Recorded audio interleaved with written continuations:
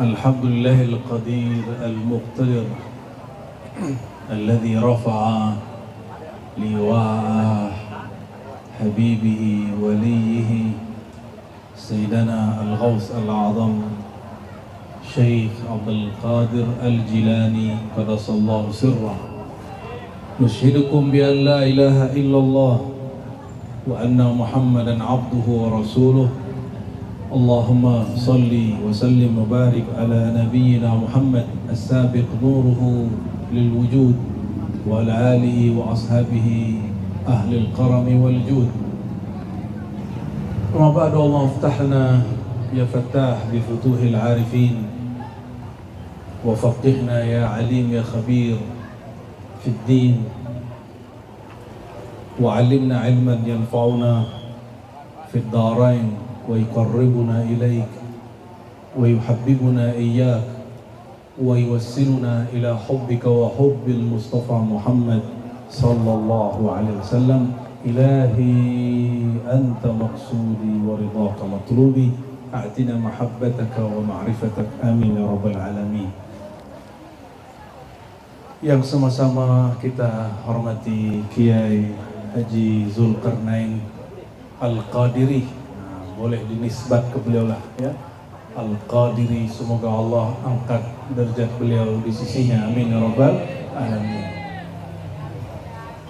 Yang diangkat Allah hanya orang yang mengangkat nama Rasulullah SAW, yang tidak mengangkat namanya tapi hanya mengangkat nama kekasih Allah Sayyidina Muhammad sallallahu alaihi wasallam.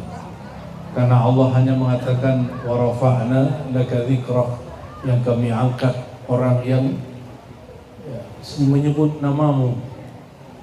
Semua nama-nama gelar kewalian Syekh Abdul Qadir Jilani itu adalah nama tetesan dari nur Sayyidina Muhammad sallallahu alaihi wasallam. Salah satu nama yang sering kita dengar Sultanul Awliya, Al-Ghaus Al-A'zam, Al-Qutub Ar-Rabbani, Al-Baz Al-Ashhab, dan lain sebagainya. Melalui jalan-jalan mereka lah yang turun ke guru-guru kita, masyayikh kita. Kalau di Banten, Jawa Barat ada Abah Abu Yagana, ada Abah Ahmad Sukanta yang berguru kepada Syekhul Masyayikh Mama Kazim atau Asy-Syeikh Ahmad Kazim Al-Qadiri Al-Naqsyabandi, yang bersambung silsilah sanadnya kepada Syekhul Masyayikh Al-Qutub Ar-Rabbani Abdul Qadir Al-Jilani. Melalui mereka lah para guru-guru mulia kita semua zikirnya, ma'rifatnya terhubung kepada Sayyidina Muhammad sallallahu alaihi wasallam. Jadi kenapa perlu berguru bersanad? Untuk memastikan dan menggaransikan bahwa zikir kita ini ada panduannya sampai ke hadiratul hadirah Sayyidina Muhammad sallallahu alaihi wasallam. Maka beruntunglah orang punya guru. Kata Nabi sallallahu alaihi wasallam, tuba liman ra'ani wa liman ra'a man ra'ani wa liman ra'a man ra'a man ra'a man ra'a man ra'ani sab'a marrat. Hadis ini sahih dari Imam Ahmad. Beruntunglah orang yang memandangku, menatapku dan beriman kepadaku. Beruntunglah orang yang menatap orang yang tidak jumpa aku tapi menatap orang yang jumpa denganku. Begitulah terus sampai kiamat. Nabi disebutkan di situ menyebut sampai 7 kali 7 generasi. Litaktir menunjukkan banyak bahwa itu berlaku sampai kiamat. Maka kami pun mendapat riwayat sanad hadis ini dan ijazahnya dari guru-guru murid-murid Syekhana Syekhul Masyayikh Syekh Yasin Al-Fadani yang memegang puluhan sanad thariqah di Mekah. Beliau mengatakan, ra'aitu syaikhi, aku memandang guruku. Lalu disebutkanlah hadis ini. Semoga memandang guru, memandang orang yang punya syekh mursyid menghantarkan kita memandang kepada Allah Subhanahu wa ta'ala. Jangan lagi pandang diri, Jangan katakan kalau dia nih wali pasti tahu namaku. Jangan ngomong begitu lagi.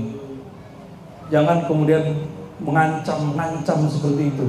Kalau dia nih kasyaf pasti dia tahu apa mauku.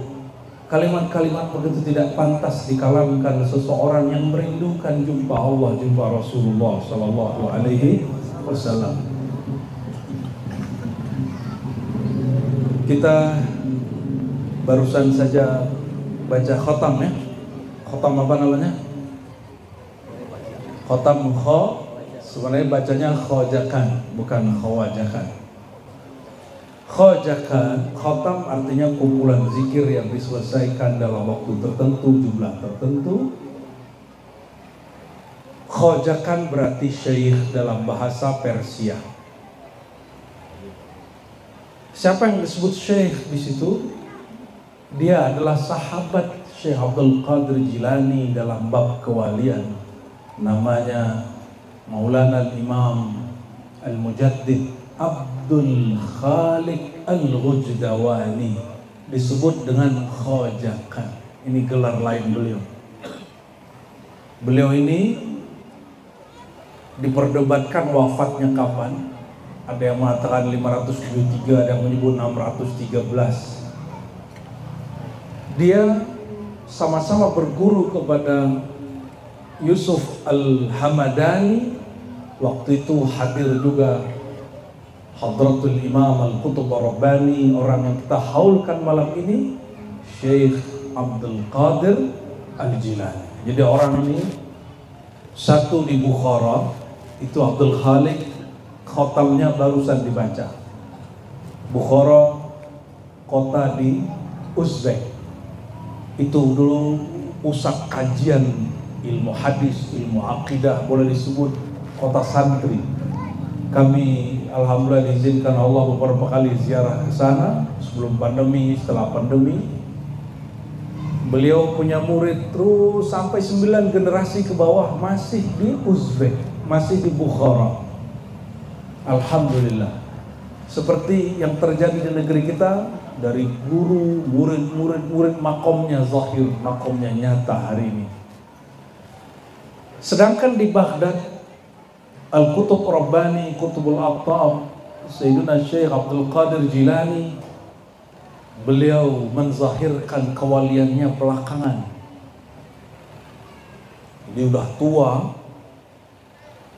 Satu kali satu malam, diperkirakan itu Selasa malam Rabu, wallahu alam, tiba-tiba Syekh Abdul Qadir Jilani qaddasallahu sirrahul aziz duduk seperti ini di mimbarnya, dihadiri oleh guru-guru dan muridnya. Gurunya hadir, muridnya hadir. Salah satu yang menjadi gurunya adalah Ibnul Haiti, tapi kemudian menjadi muridnya. Ada kawan dia juga yang hadir, namanya Abu Najib As-Surawardi, yang bernama juga Abdul Qadir. Mereka seperguruan ngaji kepada Imam Ad-Dabbas, mengambil talqin zikir, dan juga Yusuf Al-Hamadani. Mereka ini, saudara-saudari sekalian, mendengarkan nisbat kewalian Syekh Abdul Qadir Jilani malam itu.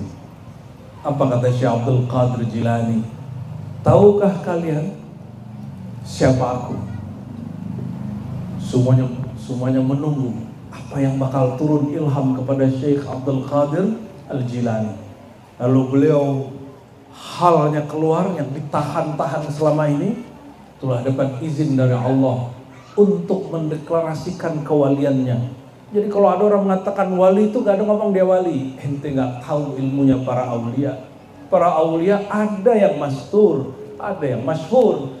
Sebagaimana para nabi mengatakan akulah nabi, begitu juga wali juga ada yang mengatakan akulah wali. Sama, karena mereka adalah pewaris para nabi. Malam itu Syekh Abdul Qadir semuanya jantungnya berdegup kencang, harap-harap cemas apa yang terjadi. Lebih kurang yang hadir 40 ulama khawas. Kata beliau, ruhku di saat Rasulullah SAW Mi'raj, Allah perlihatkan ruhku sudah ada dan diinjak oleh kaki baginda sallallahu alaihi wasallam. Ini bukan ilmu hadis Pak ya, ini jangan dibatalkan pakai ilmu hadis. Syekh Abdul Qadir juga punya sanad hadis. Ini bab rohani, memori rohani. Kita ada memori zihni, otak. Ada memori rohani, bahwa rohani ini sudah ada sebelum tubuh ini lahir. Syekh Abdul Qadir Jilani qaddasallahu sirrahu diunjukkan, diperjalankan oleh Allah di mana roh dia saat Nabi Mi'raj. Ternyata Allah izinkan beliau ingat, ini jarang sekali, hanya wali-wali tertentu.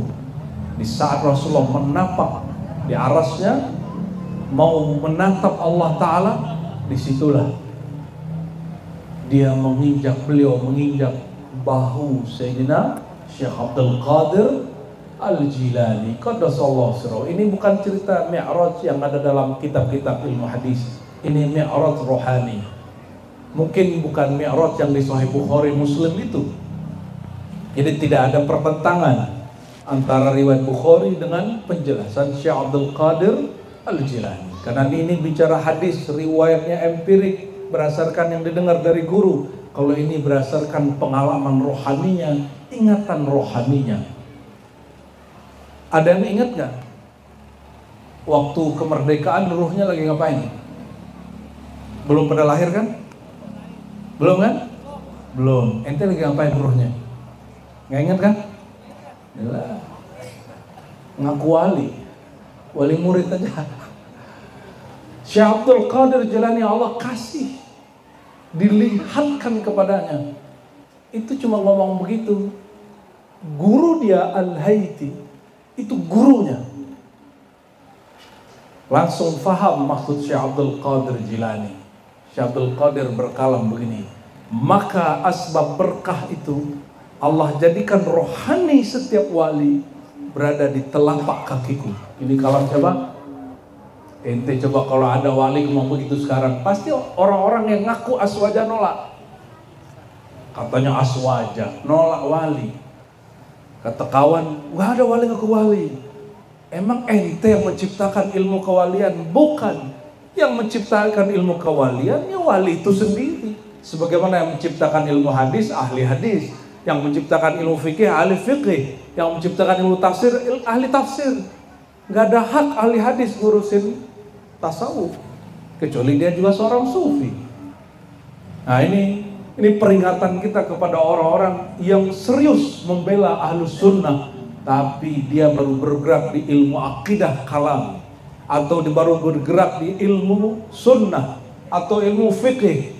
Kalau nggak punya mursyid, nggak punya ijazah bicara ini, jangan bicara, jangan mengingkari. Uskut falyakun khairan aw liyasmut. Kamu katakan yang baik, enggak usah fatwa-fatwa, cukup katakan saya tidak mengerti, makomku belum sampai, itu lebih aman.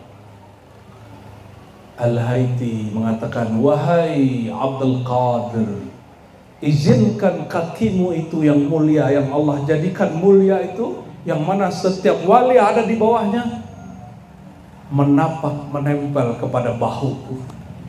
Kalam siapa? Gurunya sendiri. Betapa ego gurunya habis. Kan gengsi. Murid makomnya lebih tinggi dari guru. Berapa banyak kiai-kiai yang kena di sini, berapa banyak mursyid-mursyid yang jatuh makomnya di sini. Sulit mengakui bahwa muridnya lebih tinggi dari dia. Kan Allah suka-suka Allah. Mungkin engkau guru talqinnya, engkau guru nahu sorofnya, engkau guru sanatnya, tapi guru ma'rifatnya bukan kamu. Bisa jadi. Al-Haiti mulai lanjut oleh Abu Najib Surawardi, guru daripada pengarang Awariful Ma'arif, Abu Hafiz Surawardi. Abu Najib Surawardi ini mendirikan tarekat sendiri namanya tarekat Suhrawardiyah. Semua tarekat hari ini yang ada jalur Khalwatiyah, Syafariyah, ya, sebutin Junaidiyah. Bahkan sebagian yang bersanad kepada Imam Syazili pakai jalur ini. Tarekat Kubrawiyah itu jalurnya melalui Sayyidina Syekh Abu Najib As-Surawardi, nama kecilnya juga sama Abdul Qadir. Dia seorang mursyid wali kutub. Melihat ada kutub yang lebih tinggi darinya, dia langsung kemudian di baris kedua. Setelah halaiti dia dan selanjutnya 40 orang malam itu. Itulah pengangkatan wali. Kalau menurut kita nyambung gak? Wali diangkat cukup distempel pakai kaki, nyambung gak menurut ente? Kalau ada di Banten nih orang ngomong begitu, orang bilang apa? Oh, orang gila, gilo ya. Betul nggak? Orang seneweng itu, junun, mudda'i. Jangan dikira Syekh Abdul Qadir Jilani setelah mendeklarasikan kewaliannya diam-diam baik, enggak. Serangan dari fuqaha Hanabilah, fuqaha Syafi'iyah, fuqaha Hanafiyah. Belum lagi orang-orang Mu'tazilah dan Syiah yang tersisa. Mereka mengatakan kepada Syekh Abdul Qadir, ente bahlul, ente majnun, ente mudda'il walayat, kamu ngaku-ngaku ente orang gila. Apa yang pernah terjadi pada Sayyidina Muhammad SAW terjadi pada beliau. Bahkan beliau dikubur meninggal. Anggaplah ini zawiyah Syekh Abdul Qadir Jilani, madrasah dia. Pewakafnya berwakaf ini untuk madrasah oleh orang-orang Hanbali. Dia juga bermazhab Hanbali. Dicari kesalahannya di bab wakaf. Apa yang disyaratkan pewakaf, hanya itu yang boleh dilakukan. Tidak disebutkan di lafaz wakafnya boleh memakamkan kiai. Meninggallah beberapa muridnya di pemerintahan ganti. Muridnya itu murid dari orang yang hasad kepada Syekh Abdul Qadir Jilani sedari hidup. Apa yang terjadi? Si mufti baru diangkat, dialah orang yang hasad ini. Syekh Abdul Qadir Jilani secara fisik sudah dikubur, kuburannya digali, dipindahin. Begitu bencinya mereka kepada Syekh Abdul Qadir Jilani. Siapa yang benci? Ulama atau pedagang? Yang benci Syekh Abdul Qadir ulama atau pedagang? Ulama. Tapi ulama ulama yang kolmunya diisi dengan kebencian. Ulama yang belajar agama bukan mencari kesalahan diri, tapi mencari kesalahan orang lain. Semoga majelis ulama kita diisi Allah isikan, Allah bersihkan dari ulama-ulama amin. Semoga yang jami'iyah, tariqah, baik yang mu'tabarah ataupun yang satu lagi yang dibikin oleh Habibana, semuanya Allah isi dengan orang-orang yang hatinya dibersihkan, amin. Walaupun saya nggak tahu amin kita diangkat Allah atau tidak. Yang pasti doa dulu kan? Pasti doa dulu, Allah kan maha mudah merubah sesuatu. Saya banyak mendengar ada mursyid dibatalkan sama muridnya sanadnya. Ada di Jakarta, ada di Jawa, ada di Madura, ada di Padang, Pak. Ada kawan sama kawan itu mulai gak baikan ketika kawannya diangkat jadi mursyid, dia kok tidak. Kata dia, loh, makom dia belum sampai kok sudah diangkat guru. Berarti ini kawan sedang mengingkari gurunya. Betul gak? Mereka lupa itu. Kalau antum pernah begitu, tobat kepada Allah Subhanahu wa ta'ala.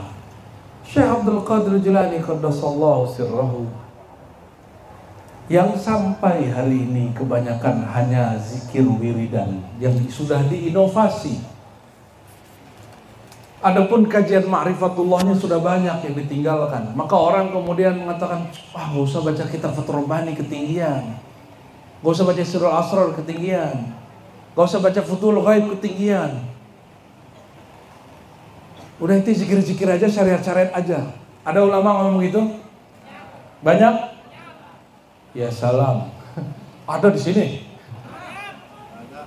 Waduh, kasihan ke orangnya. Kalau ada ente tobat aja lah ya. Tobat itu bukan hanya dari dosa mata, telinga, lisan, kemaluan, perut, kaki. Tidak hanya itu. Ada dosa menghalangi orang mendapatkan kebenaran. Ada dosa meremehkan orang lain. Hati-hati. Hati-hati. Syekh Abdul Qadir Jilani, gurunya meninggal. Beliau ini bukan asli Arab walaupun zuriat Rasulullah. Aslinya dari negeri Jilan. Negeri Jilan ini sekarang lebih kurang di Iran ya, perbatasan Irak lah. Mungkin Irak-Iran, saya nggak tahu tepatnya di mana hari ini. Jilan atau Kilan. Maka ada yang sebagian tulis Al-Kailani, ada Jailani, tapi ada syekh dari Turki menyebutnya Tailani. Terserah, yang penting belakangnya Lani. Beliau hijrah dengan orang tuanya, keluarganya ke Baghdad. Baghdad itu seperti Jakarta hari ini. Ulamanya banyak, bangunannya banyak, kemajuannya banyak, pesantrennya ada, maksiat di situ, wali juga di situ. Syekh Abdul Qadir Jilani belajar di situ dua mazhab, mazhab Hanbali, mazhab Syafi'i. Maka dia yufti bimazhabain. Dia berfatwa dengan dua mazhab. Ada yang sanggup dua mazhab di sini? Matan takrib aja belum khatam ya. Mau fatwa dua mazhab itu. Apalagi yang ngaku saya tak bermazhab. Satu mazhab pun belum engkau pelajari, terus ngaku tidak bermazhab. Syekh Abdul Qadir Jilani juga belajar akidah, belajar hadis, imam sunnah, imam dalam bab sunnah. Ini bukan sunnah yang dikerjakan berpahala ditinggalkan tak apa-apa, itu orang nggak ngerti sunnah. Sunnah itu sesuatu ajaran Rasulullah yang diriwayatkan, itu yang disebut sunnah. Beliau sampai kemudian sudah dewasa, khidmat kepada gurunya. Bayangkan, dia sudah pantas berfatwa, belum punya murid, dia tunggu gurunya. Perintah dari gurunya apa? Gurunya meninggal, nggak ada perintah. Coba ijazah sudah turun. Datanglah murid-murid dari gurunya meminta, wahai Tuan Syekh Abdul Qadir Jilani yang paling tahu makam gurumu engkau, yang paling mewarisi ilmu gurumu engkau, tolong gantikan beliau mengajar di madrasah ini. Apa jawaban Syekh Abdul Qadir? Tunggu, aku lagi nunggu perintah yang lain, perintah yang lebih tinggi.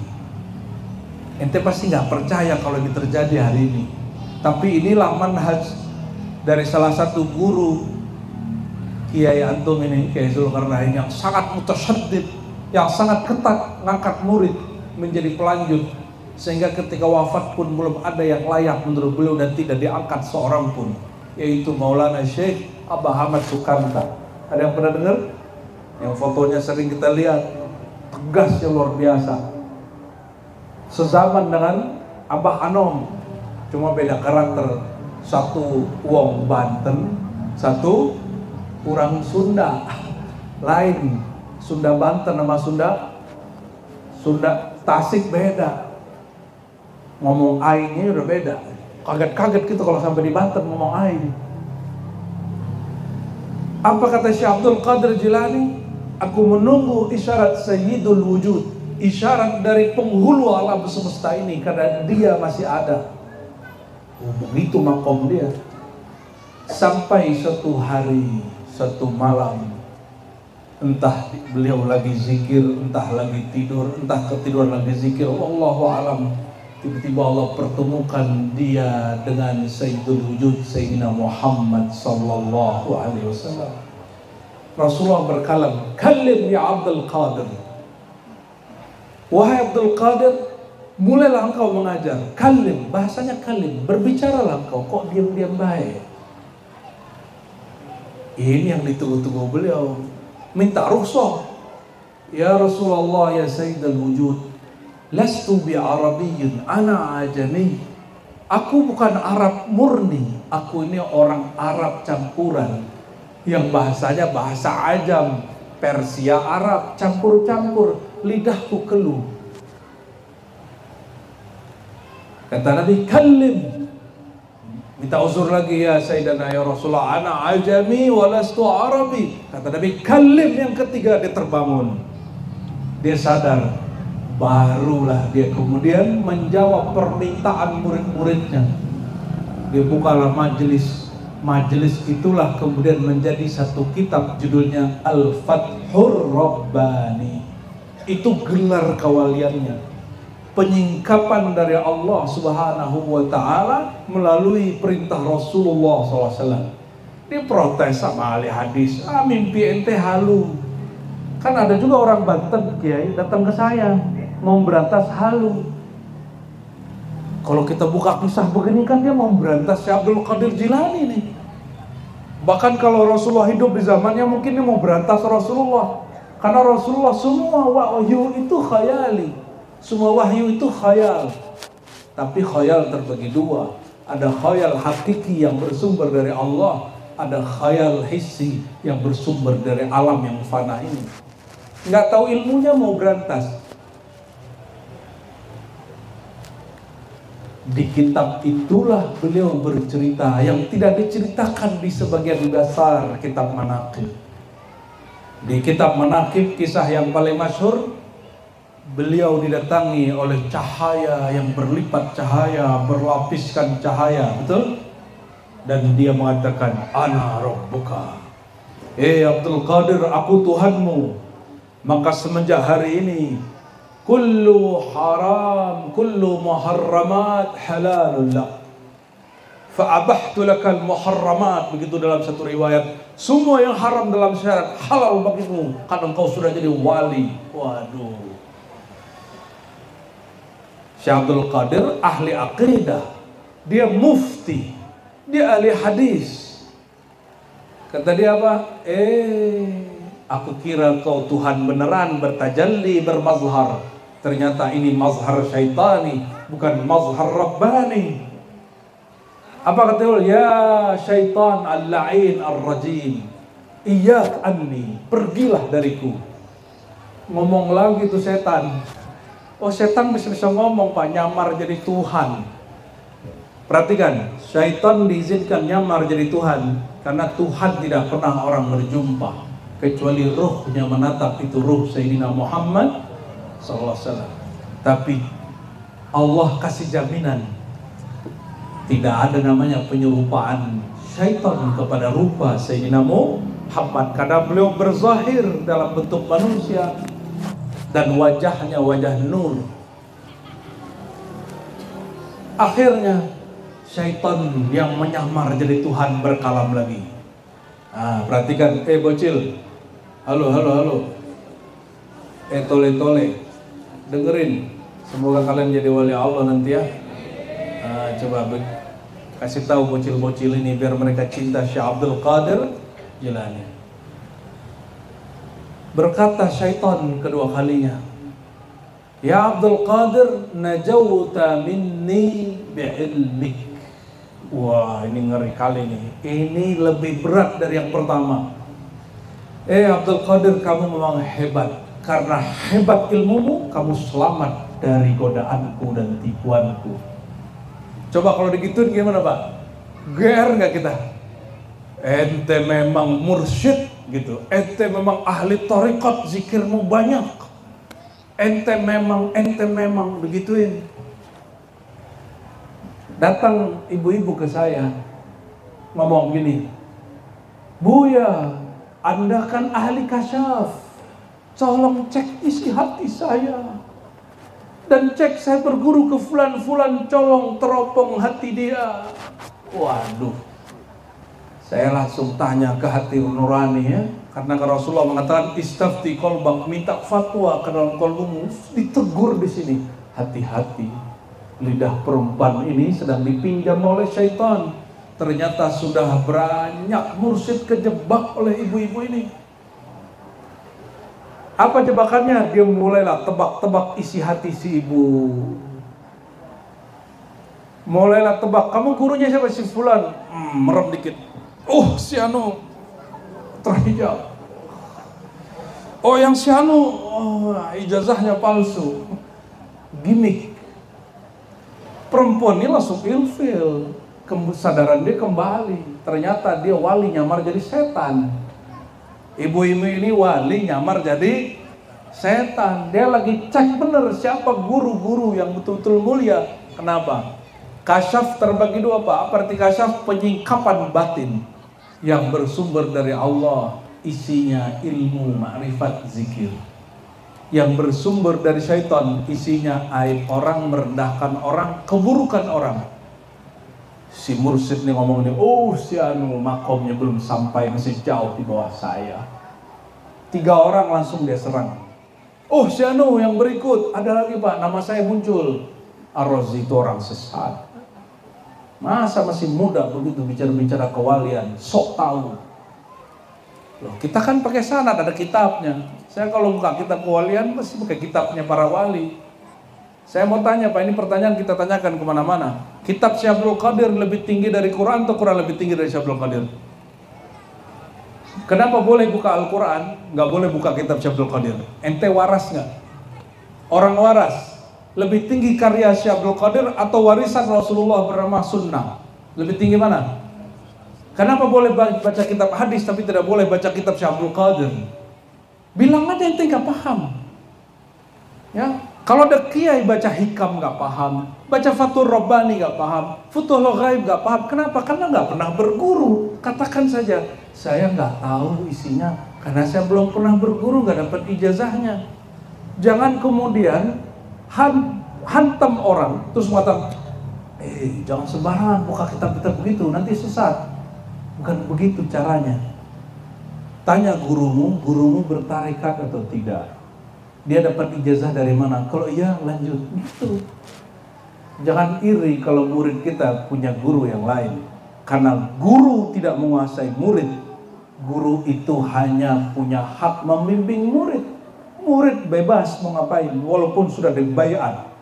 Nih hati-hati yang sudah ngambil bayat murid. Jangan coba-coba miliki murid. Jangan coba-coba kuasai murid. Murid itu hamba Allah. Kita hanya innama ana, ya, kata Rasulullah, innama alaikal balagh, ya, yang tugasmu hanya menyampaikan. Rasulullah pun tidak ada hak untuk memaksa para sahabat, apalagi kita. Kembali kepada Syekhul Masyayikh Qutbul Aqtab Abdul Qadir Jilani. Jadi perintah dia ngajar 3. 1 mursyidnya, 2 teman-teman mursyidnya dan murid-murid yang lain. Yang paling tinggi langsung dari Rasulullah Sallallahu Alaihi Wasallam. Ini kok digabung oleh Syekh Abdul Qadir? Siapa tahu kalau ijazah dari guru ada nafsiyah, keakuan, ada nafsu mau jadi guru, maka beliau tunggu. Inilah ketatnya Abah Ahmad Sukanta. Bagi beliau tidak boleh orang diangkat jadi mursyid kalau tidak jumpa Rasulullah dan dapat perintah dari Rasulullah SAW. Berat beliau itu. Itu kan manhaj beliau. Mungkin mursyid yang lain tidak sepakat. Kalau pimpinan Jatman hari ini Abah Ahmad Halwani enggak. Kalau sudah kiai, sudah alim, punya majelis, punya pesantren, sudahlah talqin kasih ijazah. Enggak usah wakil talqin, langsung jadi murid, langsung jadi mursyid. Ini sama dengan Maulana Khalid Al-Baghdadi Ad-Dimashqi, seorang mursyid tariqat Naqsyabandiyah, Qadiriyah, Surawardiyah, Al-Kubrawiyah. Kenapa dia mengangkat murid jadi mursyid? Lebih dari 100 mursyid. Nah, perhatikan. Dan itu tidak satupun anaknya. Kenapa kemursidan tidak turun kepada anak? Kalau anak tidak seorang murid. Tapi di Nusantara ini kan Pulau Jawa, jangankan dengan Sumatera, Banten dengan Jawa aja udah beda. Di Jawa ada kekhasan. Tarekat berkembang bersamaan dengan pesantren. Karena pesantren diwariskan nazirnya dari kiai kepada anak. Kadang-kadang anak juga langsung diangkat jadi mursyid, padahal belum berguru kepada ayahnya. Itu terjadi. Kalau di Banten mirip-mirip sama Sumatera. Kalau anak nggak nyampe, ya sudah nggak dapat ijazah. Tapi banyak yang datang kepada kami dari Jawa, nanya gini, emang mursyid lebih dari 1? Terus kenapa emang?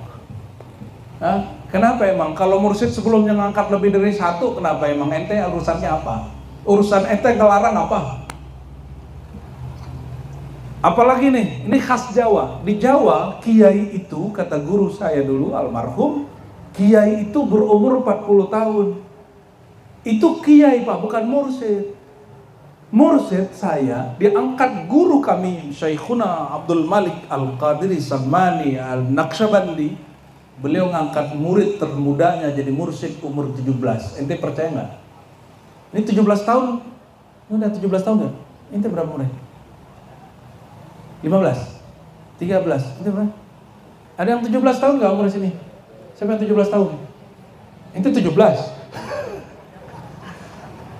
Siapa yang 17? Itu 17 ngapain? Main PS. Oh, alhamdulillah main hadroh. Alhamdulillah. Sudah ngambil thariqat belum? Belum kan? Makanya belum nyambung tuh silsilah sholawatnya sama Rasul tuh ya, hatinya.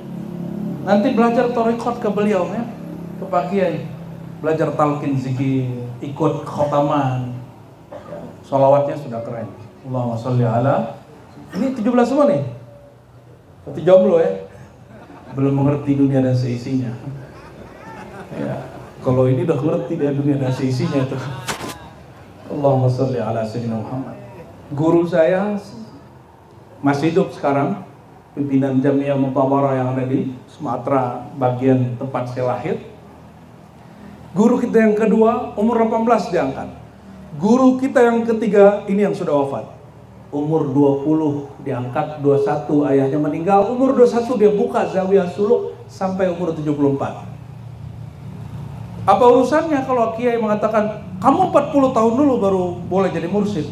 Kalau jadi kiai iya, jadi mursyid enggak. Kesempurnaan hanya milik Allah. Kesempurnaan hanya milik, jangan bilang tar 40 tahun baru sempurna. Saya kaget lagi ada yang bilang tar umur kamu 50 tahun baru boleh jadi mursyid. Keburu mati Pak, gak punya murid. Sebut aja ente gak tahu. Siapa guru yang mengangkat, dia yang tanggung jawab. Jangan ngerecokin, itu bukan otoritas kita. Bukan otoritas kita. Di masa Syekh Abdul Qadir Al-Jilani mengangkat wali-wali ini, ada anak remaja namanya Omar Abu Hafiz As-Surawardi. Dia masih remaja. Ikut di malam beliau mengangkat 40 wali kutub saat itu. Wali Abdal barangkali lebih tepatnya. Ikut itu anak masih muda, dia jadi wali Abdal. Ada istilahnya tansik al-walayah, pengangkatan para wali-wali Allah. Wali kota aja diangkat, dibaiat sama DPR ya, karena urusannya dunia. Yang angkat wali langit siapa? Ya wali yang mengerti urusan langit, wali yang ngurusin urusan rohani. Maka Syekh Abdul Qadir mengatakan inilah daulah Muhammadiyah Al-Qadiriyah. Sebagaimana wali setelah dia namanya Amr Rifai mengatakan inilah daulah Muhammadiyah Ar-Rifaiyah. Setiap wali-wali Sultanul Aulia punya wilayah-wilayah masing-masing. Ini baru horor-horornya Syekh Abdul Qadir ya Pak ya. Belum seru-seruannya. Apa yang saya sampaikan tadi. Di kitab Manaqib kebanyakan orang hanya menceritakan perjumpaan Syekh Abdul Qadir dengan Tuhan palsu. Tapi kalau Bapak Ibu ada yang mampu baca kitab, coba cari kitab Al-Fathur Rabbani. Kayaknya sudah ada terjemahannya bagi yang tidak bisa bahasa Arab. Beliau menyebutkan di kitab yang sama, di bab yang hampir berdekatan, bahkan satu fasal, satu majlis, perjumpaannya dengan Allah minimal 2 kali. Perjumpaan yang persis seperti Nabi Musa berjumpa dengan Allah dan Allah mengatakan, "Hai Musa, ana rabbuka, akulah Rabbmu." Begitu juga kepada Syekh Abdul Qadir Jilani. Juga sama. Sebagaimana Nabi Musa dipanggil Allah, "Hai Musa, innani ana Allah la ilaha illa ana." Hai Musa, sungguhnya aku inilah Allah, dan lain sebagainya. Jadi kau Syekh Abdul Qadir tahu yang tadi Tuhan palsu karena beliau sudah bertemu Allah yang aslinya. Itu sebenarnya jawaban yang sebenarnya. Kok beliau bisa tahu? Berkatalah Sidi Ahmad Tijani, siapa yang diberikan musyahadah kepada Allah, jumpa dengan Allah, maka selama-lamanya dia dianggap berjumpa. Kok bisa begitu? Allah itu baru atau qadim? Ada yang tahu? Baharu seperti alam, atau Allah tidak terikat hukum alam, tidak terikat waktu. Yang mana? Tidak terikat hukum alam dan waktu, karena dialah sang waktu. Boleh disebut zatul dahr, zatul waqt. Beliaulah pemilik waktu. Maka sekali jumpa Allah, Nabi Muhammad itu selama-lamanya dihitung jumpa dengan Allah Subhanahu wa ta'ala. Sekali ada seorang wali diizinkan musyahadah dengan Allah, dianggap di selama-lamanya jumpa dengan Allah Subhanahu wa ta'ala. Barulah kemudian ilmu ma'rifatnya berkembang di generasi pertama, kedua, redup lagi sampai datang Imam Al-Qushasi Al-Qurani di Mekah Madinah, mengajarkan kembali rahasia beliau dan berjudul kitabnya Sirrul Asrar, dibuka oleh situ Ruh Sultani, Ruh Nabati, Ruh Haiwani, Ruwani, dibahas oleh beliau. Intinya apa? Sejak saat itu mulai ada kebangkitan thariqah ini lagi untuk kesekian kalinya. Jika engkau ingin kenal Allah, maka mulailah dengan dua cara. Nah, inilah penutupan dan inti dari kajian kita. Bisa jadi panjang, bisa jadi pendek ini, Bang. Dua cara untuk kembali kepada Allah. Apa itu? At-taubah wa talqin. Sebagaimana dinukil dari kitab Sirrul Asrar. Taubat. Yang kedua apa? Talqin. Taubat itu gimana? Taubat itu apa? Lu tobat gitu ya. Kita kalau ngeliat teman kita soleh, kita bilang apa? Lu tobat. Bukan itu Pak tobat. Ya. At-taubatu huwa nadam. Tobat itu pengakuan dosa kepada Allah.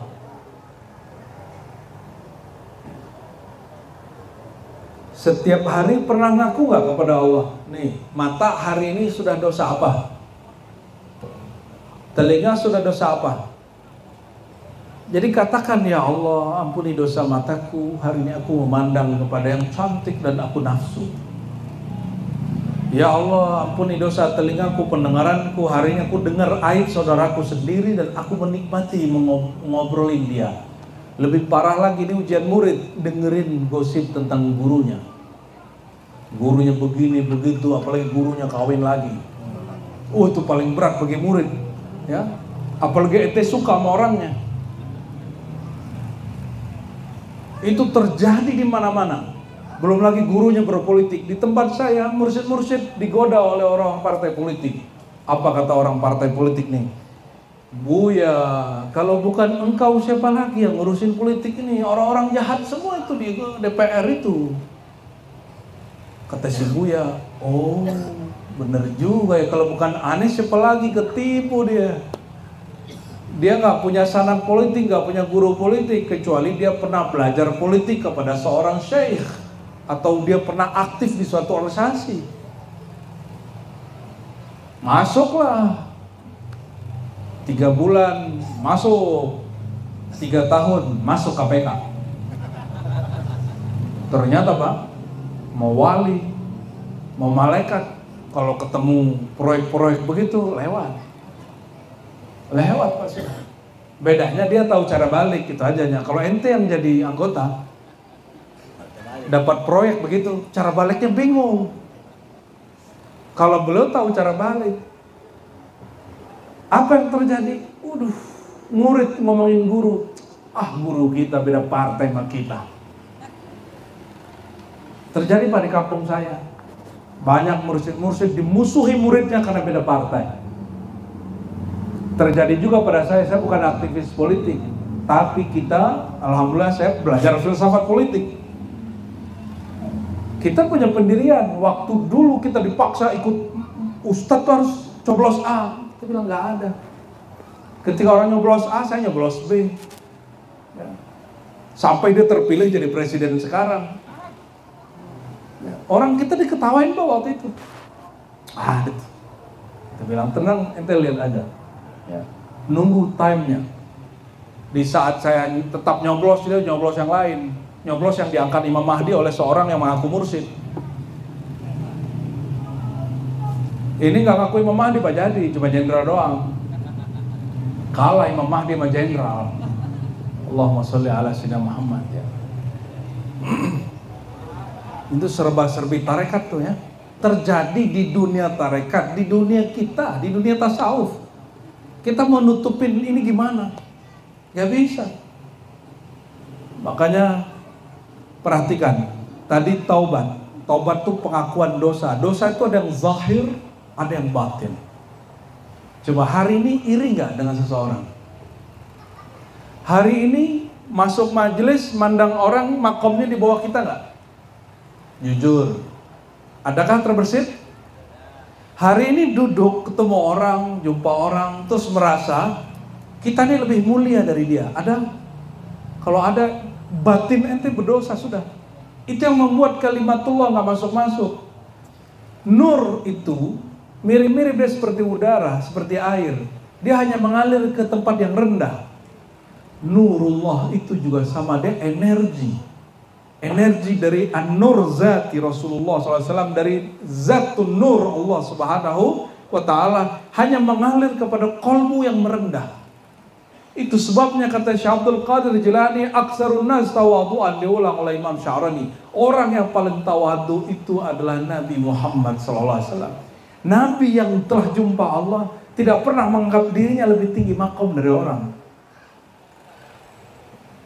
Ente yang ngeliat orang gak bertarekat, gak ikut zikiran gimana? Merasa dia gak ikut zikiran, gitu gak? Atau orang beda tarekat sama kita? Atau mohon maaf gak ada lambang-lambang itu di situ? Ini motor baru nih ya, kayaknya proyek baru nih, bisa kita kerjain nih gitu. Begitu nggak? Jangan. Apapun tarekatmu, ajaranmu, siapapun mursyidmu, kalau ada orang baru, akrimud duyuf. Kalau engkau benar percaya Allah dan Rasulullah, muliakan tamu, jangan kerjain. Yang boleh ngerjain itu guru kepada murid, karena guru sedang mendidik murid, seperti Nabi Khidir ngerjain Nabi Musa. Itu kan ngerjain namanya Pak. Nabi Musa mengatakan siapa bunuh orang dia dikisos bunuh. Siapa yang merusak barang orang dia mesti ganti. Itu gak berlaku semua sama Nabi Khidir. Dia bunuh orang gak dikisos, dia rusak kapal orang gak ganti. Kan lucu kan? Ujian semua untuk Nabi Musa. Selevel Nabi masih berguru. Karena Nabi Musa pernah mengatakan, perhatikan hadis Sahih Bukhari, Ibnu Abbas meriwayatkan bahwa Rasulullah menceritakan kisah Nabi Musa dan Khidir. Lagi ngumpul-ngumpul begini murid Nabi Musa banyak, Bani Israel. Ada yang iseng. Ya Musa, ente kalimullah. Adakah orang yang lebih tahu daripada engkau, lebih berilmu, bermakrifat daripada engkau? Nabi Musa menjawab, la, tidak ada. Ana a'lamun nas. Aku orang paling alim di dunia ini. Oh, kena dia. Walaupun itu benar terjadi, ilmu Nabi Musa lebih tinggi dari Khidir dalam bab syariat. Betul. Tapi kan di luar syariat ada hakikat. Nabi Khidir diutus oleh Allah ngajarin ilmu hakikat, baik kepada para nabi, termasuk sampai akhir ini kepada para aulia. Oh Ustaz, Nabi Khidir itu hadisnya dhaif. Tunggu dulu. Hadis dhaif tentang Nabi Khidir bahwa beliau masih hidup itu namanya ilmu empirik. Berdasarkan penemuan mata, telinga, tidak ditemukan bukti Nabi Khidir masih hidup dalam hadis. Itu mata amata. Akal gimana? Coba Anda kasih pertanyaan. Karena orang pakai hadis, Nabi lagi ngumpul-ngumpul malam hari dan mengatakan setelah 100 tahun tidak ada lagi orang di muka bumi yang tersisa. Itu khusus orang yang hadir malam itu. Ibnul Jauzi pakai riwayat itu untuk mengatakan Nabi Khidir sudah mati. Apa jawaban Imam Mu'ta'ilah Sekandari pengarang Hikam? Ini jawaban dia. Menurut kalian, musuh Allah bernama syaitan, iblis, minta dipanjangkan umurnya sampai kapan? Sampai kapan, Bang? Sampai kira-kira secara akal, belum secara syariat. Secara akal, Allah sanggupkah memanjangkan umur Nabi Khidir? Sanggup? Beneran nih, yang kencang lah, Allah sanggup nggak? Ente kurang yakin sama Allah ya. Allah sanggup memanjangkan umur Nabi Khidir sampai hari ini? Sanggup. Sudah? Oke, kita lanjut berikutnya. Kira-kira Kisah-kisah yang selama ini kita dengar, orang Arab, wali dari Arab ketemu Nabi Khidir. Orang Banten, orang Betawi, orang Jawa, orang Melayu, orang Padang, orang Bugis, orang semua suku di negeri ini, apakah mungkin berjumpa Nabi Khidir? Mungkin nggak? Mungkin. Aklan, ini baru secara akal, apalagi secara syar'an, secara syariat. Jadi kalau ada orang mengatakan menurut Bukhari Khidir sudah mati, Imam Bukhari itu bukan imam tasawuf, dia imam ahli hadis. Kata dia tentang itu hak. Kata dia tentang Nabi Khidir tidak ditemukan dia masih hidup, hak secara ilmu hadis. Fas'alu ahla dzikri in kuntum la ta'lamun. Dari dulu Nabi Khidir nggak ada urusannya sama ahli hadis. Nabi Khidir urusannya sama ahli ma'rifatullah, ahli hakikat. Karena yang ngurusin ilmu hadis sudah jelas, tapi ilmu ma'rifat, ilmu hakikat itu baru. Imam yang mengasaskan khotam khojakan, dia punya orang tua. Tadi namanya siapa? Abdul Khaliq Al-Ghujdawani Al-Bukhari. Beliau punya ayah namanya Al-Syekh Al-Faqih Abdul Jamil. Syekh Abdul Jamil ini berguru langsung kepada Nabi Allah Khidir. Kata Nabi Khidir, kalau anak mau lahir, fasammihi Abdul Khaliq, kasih nama dia Abdul Khaliq. Itu terjadi kapan? Tahun 500-an Hijriyah.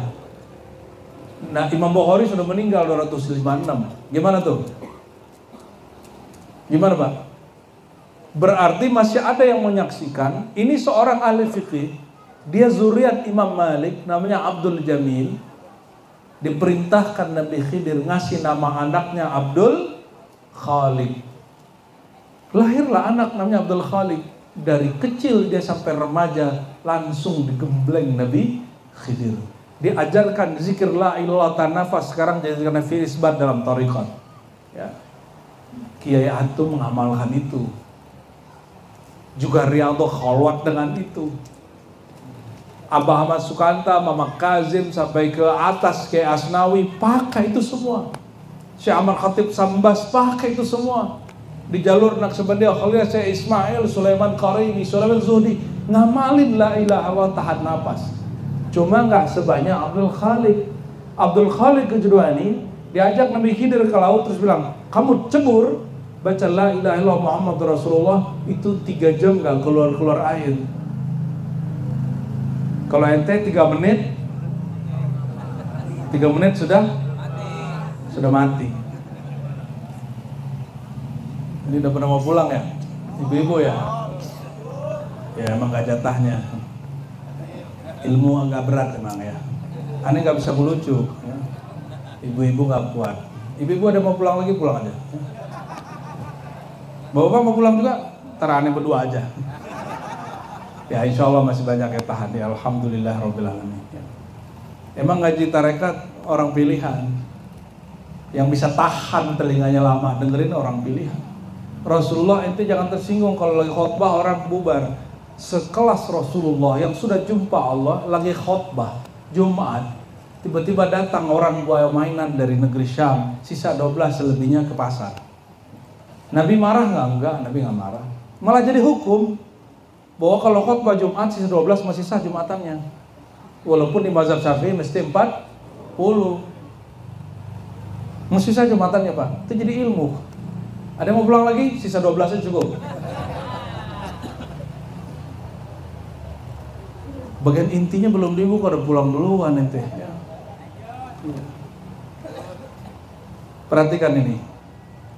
Kata beliau, kalau ingin kembali kepada kesadaran Allah, kepada al-watan al-asli, kepada kesadaran yang sebenarnya kampung hakikat, maka engkau mesti taubat. Taubat sudah kita jelaskan tadi.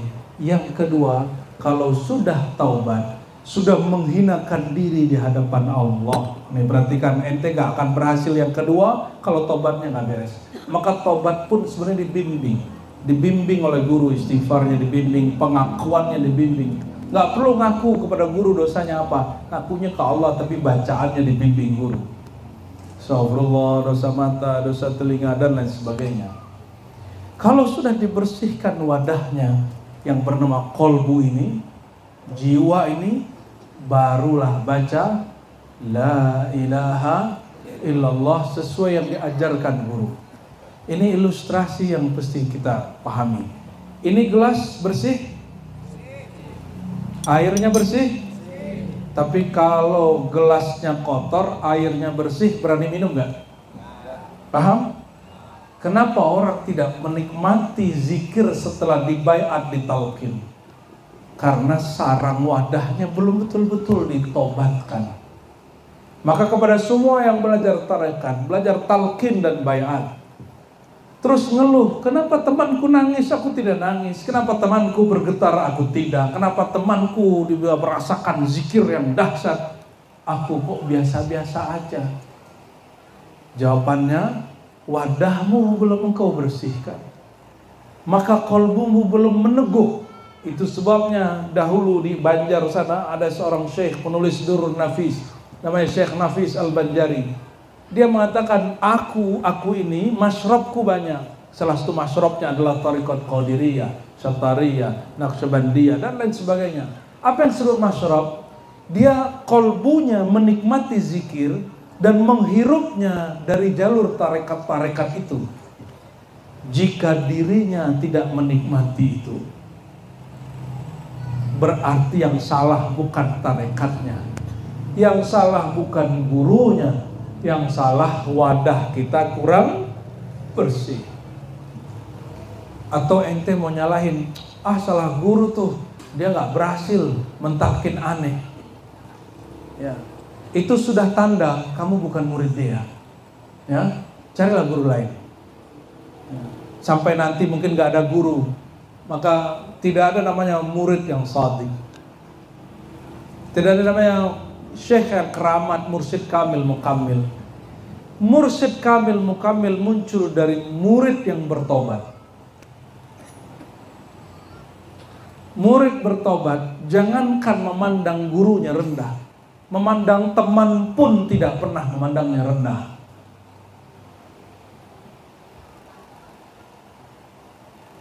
Namun dunianya orang tarekat itu apa? Dunia tarekat itu majelis, khidmat pengurus. Kalau para mursyid ini gelar kemursidan, ijazah, struktur-struktur di organisasi tarekat, itu dunia. Ciri-ciri itu dunia, orang berebut, bantah membantah, ingkar mengingkari. Betul nggak? Ada orang ngaku jadi mursyid, ada mursyid yang mengingkari nggak? Ada. Kenapa? Karena gelar kemursidan itu duniawi. Ada orang punya majelis, ada yang ngingkari nggak? Apa tuh majelis? Itu dunia. Yang tidak ada orang ingkari adalah kajian ilmu nur, zikrullah. Jadi akhiratnya orang tarekat itu bukan gelar kemursidan, bukan ijazah, bukan majelis, tapi seberapa kenal dia kepada Allah, seberapa kuat dia mujahadah riyadhah kepada Allah. Itu dia perjuangan seorang salik kepada Allah SWT. Semua kita sudah banyak, ada sebagian yang sudah berpulang, meninggal ya. Itu belum tentu ketemu Allah, Pak. Belum tentu ketemu Rasulullah. Kok bisa begitu? Kalau dia sewaktu hidup tidak menemukan jalan kepada Allah lewat guru-guru, gimana dia mau ketemu Rasulullah? Guru pun belum jumpa. Ente mau jawab, saya langsung baca Al-Quran, Pak, gitu. Itu Quran, ente tahu dari mana kalau itu Quran? Siapa yang ngasih tahu kalau itu Quran? Google, AI ya. Apakah ini Quran gitu ya? Nanti ente bawa AI ke dalam kubur ya. Bawa Google ke dalam kubur kalau bisa. Gak bisa. Yang ngasih tahu Quran itu Quran seorang syekh, guru. Apalagi nggak mengetahui isi Al-Quran. Itu seorang guru. Oleh karena itu taubat dan talqin batal tanpa satu syarat, yaitu berguru. Oleh karenanya ketika Al-Quran mengatakan idza dzukirallah wajilat qulubuhum, jika disebut nama Allah, zukira di situ ini fiil yang tidak disebutkan fa'ilnya. Apa sebutannya? Fiil perbuatan yang tidak disebutkan fa'ilnya. Pembacanya, zakirnya, muzakirnya, mazkurnya gak disebutkan. Siapa yang menyebut az-zakir, muzakirnya namanya guru. Orang yang diingatkan namanya murid. Jadi dalam idza dzukirallah, jika disebut nama Allah, bergetarlah hati.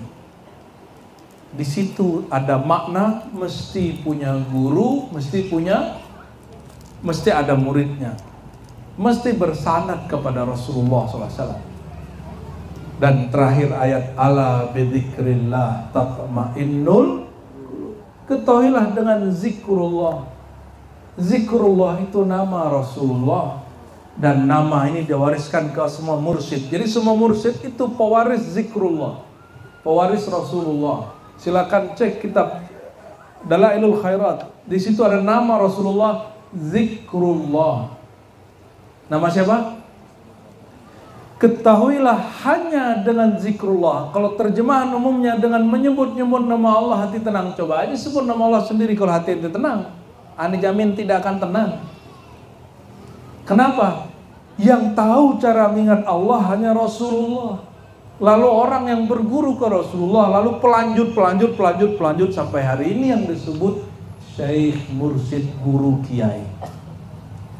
Jadi kalau diterjemah ala bidzikrillah, ketahuilah hanya dengan berguru kepada ahli zikir kepada Allah, hati menjadi tenang, gitu Pak.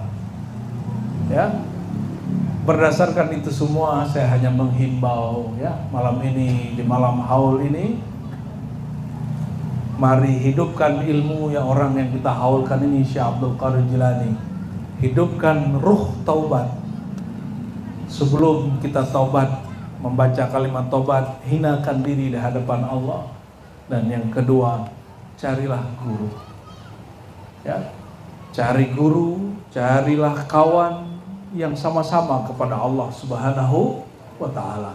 Semoga semua yang hadir, sebagaimana disebutkan oleh Syekh Abdul Qadir Jilani, orang yang berdoa menyebut namaku, gelar-gelarku, menghaulkan aku, insya Allah doanya mustajab. Kenapa? Sir beliau adalah sir Rasulullah SAW. Maka berdoa dengan menyebut namanya terhubung kepada sir rahasia Rasulullah SAW. Jangan kultuskan beliau, tapi hormati dan ta'zimi beliau. Semoga Allah Ta'ala jadikan kita bagian dari orang-orang yang mencintainya, yang nanti di akhirat kita gak mungkin kenal Rasul kecuali lihat beliau dan murid-muridnya.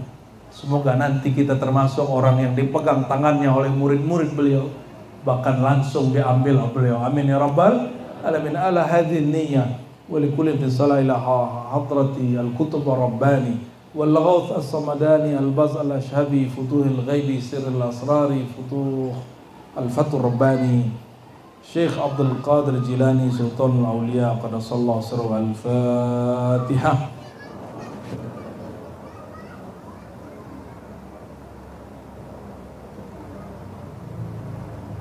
Warahmatullahi wabarakatuh. Amin.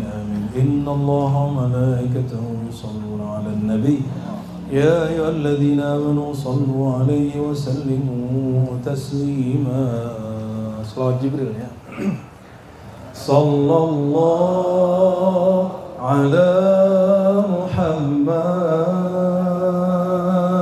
sallallahu alaihi wasallam.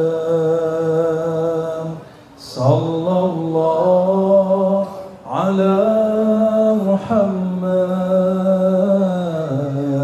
sallallahu alaihi wasallam. Ayo yang sama, yang kuat. Sallallahu ala Muhammad sallallahu alaihi wasallam. الله على محمد صلى الله عليه وسلم يا نبي سلام عليك يا رسول سلام عليك يا حبيب سلام عليك صلوات الله عليك صلى الله على محمد صلى الله عليه وسلم صلى الله على محمد صلى الله عليه وسلم. Sekali lagi, صلى الله على محمد صلى الله عليه وسلم صلى الله على محمد صلى الله عليه وسلم. الفاتحة.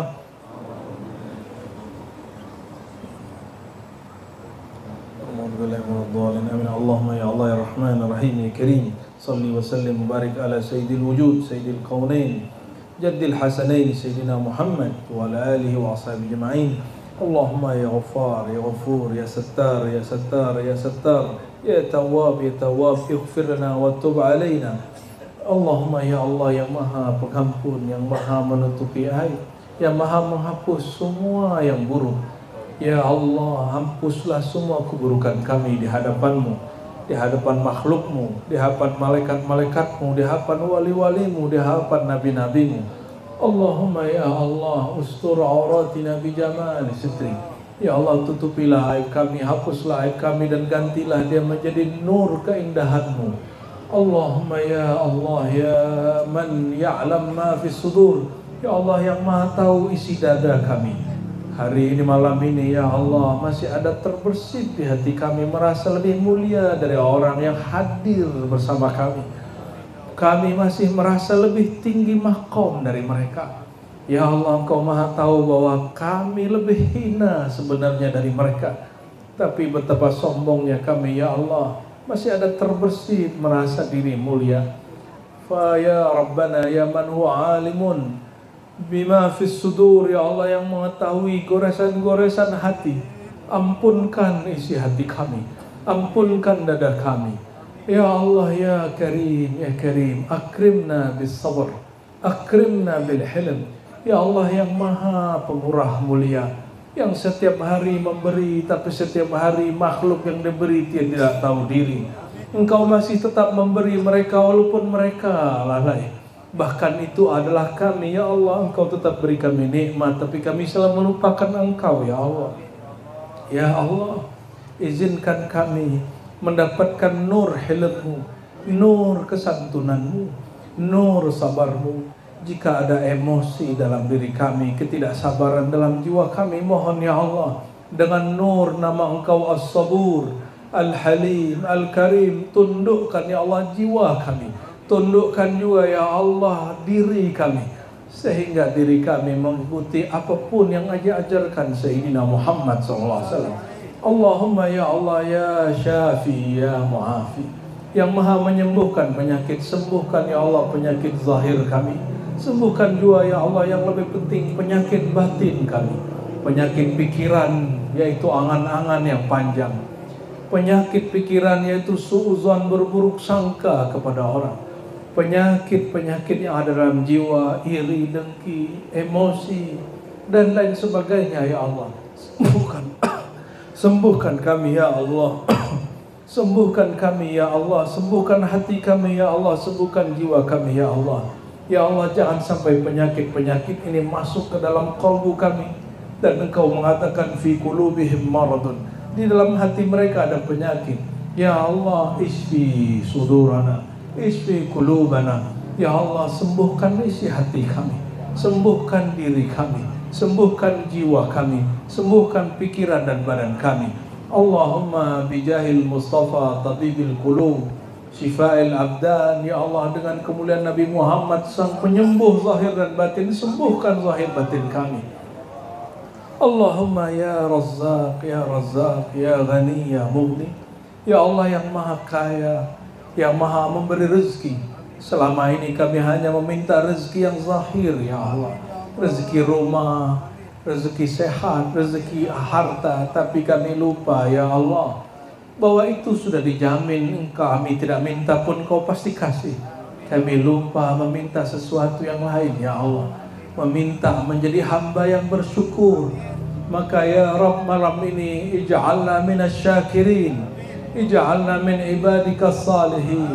Ya Allah, jadikan kami hamba Engkau yang saleh, yang mendapatkan salam semua orang yang salat dalam tasyahudnya. Assalamualaikum, assalamualaikum ala ibadillahi salihin. Salam atas semua hamba-hamba yang saleh di dunia ini ya Allah, di bumi ini dan di langit sana ya Allah.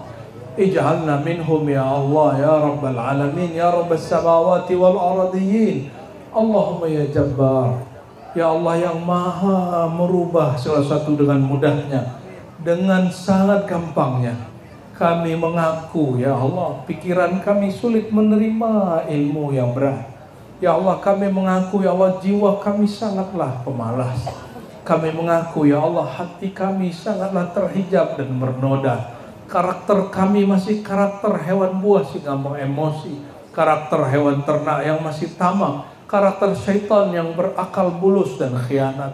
Ya Allah, dengan nama Engkau ya Jabbar, ya Jabbar, ya Muqallibal Qulub, bijabrika ya Allah, maka fajburna ilaik. Ya Allah, ubahlah diri kami ya Allah, sehingga pantas untuk datang kepada Engkau, pantas menjadi pengikut Syekh Abdul Qadir Jilani, mengikuti Nabi Muhammad SAW, An-Nabi Al-Hashimi Al-Adnani. Allahumma ya Allah, jika Engkau melihat jiwa kami pemarah, ubahlah dia menjadi penyabar. Jika Kau melihat jiwa kami, hati kami keras, ubahlah dia menjadi penyantun. Ya Allah, jika Engkau lihat hati kami banyak lalainya malam ini ya Allah, berkat Syekh Abdul Qadir Jilani, berkat Nabi Muhammad SAW, berkat semua nama Engkau al-asmaul husna wa sifatikal ulya, fajbur qulubana ya Allah. Ubahlah hati kami yang lalai ini, yang keras ini menjadi lembut, menjadi suka berzikir kepada Engkau, mencintai kekasih-kekasih Engkau, mau berguru kepada kekasih-kekasih Engkau. Rabbana, ya Rabbana atina fid dunya hasanah wa fil akhirati hasanah wa qina adzabannar. Wa sallallahu ala sayyidina Muhammad walhamdulillahi rabbil alamin. Assalamualaikum warahmatullahi wabarakatuh.